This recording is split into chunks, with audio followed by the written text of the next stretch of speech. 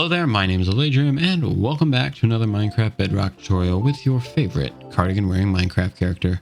And today in this episode, I'm here to show you this zero-tick kelp-based bone meal farm for your Minecraft Bedrock 1.20 worlds.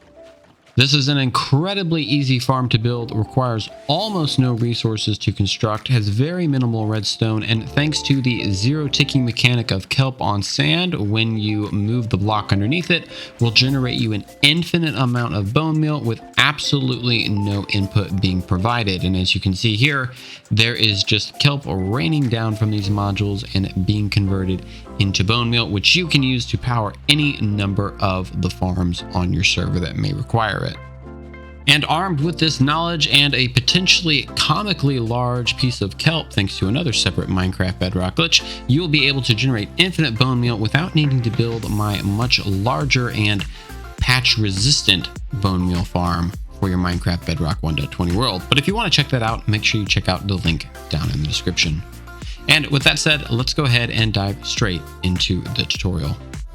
Now, the first thing that you're going to want to do is find yourself a chunk and make sure that this farm is chunk aligned. You must have this farm inside of a single chunk. If you have it spanning multiple different chunks, your redstone will act a little bit wonky and the farm is more likely to break. So I like using Foxy No Tail's chunk borders pack. It's very simple. You just place an armor stand and a banner. You can use the leaves trick, really whatever you want to do, but find yourself a chunk and then you're going to want to mark out the corners as I have done here. This makes it very easy for you to visualize where these chunk borders are and makes it very easy to ensure that your farm is going to be built inside of this chunk. But once you have your chunk lined out, you can go ahead and knock that armor stand out and get started with the build. This farm does not need to be aligned inside of the chunk, so go out 4 over 8, and then we're going to build ourselves our standard T-shaped clock. We're going to have a redstone repeater, torch, and then a piece of dust right here. Come over here to this spot where in front of this block is, grab yourself a lever, place that down, and make sure you have 2 blocks in front of this torch, and then you can turn that clock off. Next, we're going to grab ourselves some solid blocks and we're going to place 4 blocks here on this side, 2 blocks over, and then 3 blocks here with the corner missing. Repeat the same on this side, just mirrored. So 4, 2, and then another 3. We're going to place a block here in this corner up 1 space. Make sure you knock out that temporary block underneath it. Then swing around here to the front, we're going to place in 2 sticky pistons as shown here. Once these sticky pistons are in place, you're going to grab yourself a solid block yet again and finish the front of this with 2 solid blocks. Coming around here to the back, we're going to connect all of this up with a redstone dust, just as shown here. Very simple configuration. And then this is what you should have. Now we're going to place 2 pieces of sand in front of the sticky pistons and then 2 pieces on top. And once that is in place, we're going to line the sides and the back of this with any type of solid block that you want. We're going to align that, another layer, repeat the same thing on this side, and then we're going to ultimately go up another 3 blocks total. So complete 1 more row, and then we're going to place a regular piston here in these positions, align this with solid blocks. Do the same for the other side, and then we're going to line 1 more layer on top of all of this. Once this is completed, you're going to go ahead and grab yourself some buttons and place them right here in front of the upper layer of sand. And then you're going to have your configuration look like this. But swinging on to the back, we're now going to wire up these upper pistons. So we're going to place a torch, block, torch on top, block, and then we're going to have 2 blocks over here with the torch feeding off of it, powering 2 pieces of redstone dust. So over here, torch on the side, block on top, torch on top of that block on top, 2 pieces of block right there, torch, and then 2 pieces of redstone dust connecting those upper pistons. We're going to connect in these upper layers right here with the solid block and then align the entire top section that we have outlined here with redstone dust. Then swinging on back to the front, we're going to align this top section here with trapdoors. Any type will do. And now we are ready to start building in our collection system. So we're going to grab ourselves some hoppers, some chests, and then some composters. And those composters will turn our kelp into bone meal. So dig out 2 blocks here in front.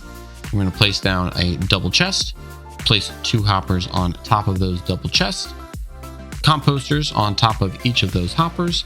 And then we're going to come up here to the top, place hopper, hopper, hopper, hopper, just like this, and repeat the exact same thing on the other side. Once that is in place, the only thing left for you to do is to grab yourself a bucket of water, some kelp, and then we're going to waterlog these upper trapdoors in the back.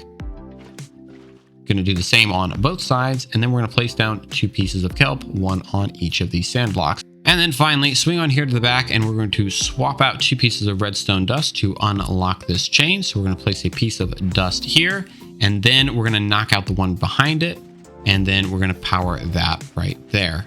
Notice I'm having a little bit of a glitch in the game. And at this point, your farm is working. Now, I've deliberately broken this so I can show you how to fix this. If your farm drops the sand as shown here, you will simply need to replace it by knocking out the pieces of sand that fell down and then replacing them with sand up here and replacing the kelp. And once you have completed that, then your zero-tick based kelp bone meal farm is now running at optimal efficiency. Each module individually will generate about 900 pieces of bone meal per hour. If you have one side completed, you'll have about 1800 an hour. And if you build all 4, as I have shown here, you'll be generating almost 3600 pieces of bone meal every single hour, which, while it isn't nearly as efficient and fast as my other bone meal farm, which I'll have a link for down in the description, this is a great and simple way to generate bone meal without needing to go through the hassle of building that ginormous yet elegant and highly efficient farm. Using this farm is exceptionally simple. However, there is one important caveat that you must follow when using this farm, and that is do not let it unload from any chunks. That means before you leave the game, make sure that you turn this farm off, or if your server is restarting, turn the farm off before that happens. Otherwise, the sandblocks will fall down and you will need to replace them. But other than that, this farm is incredibly reliable. It's incredibly efficient for how simple it is. And like I said earlier, if you build all 4 of these, you're going to be generating about 3600 pieces of bone meal every single hour, which for as little time as we spent building this is incredibly efficient. But that's going to be it for me in this episode. As always, thank you so much for watching. If you like this episode, decide to build this in your world, please consider giving this video a like. If you want to see more tutorials, please consider subscribing. I would really appreciate it. And I will see you in the next episode. Goodbye.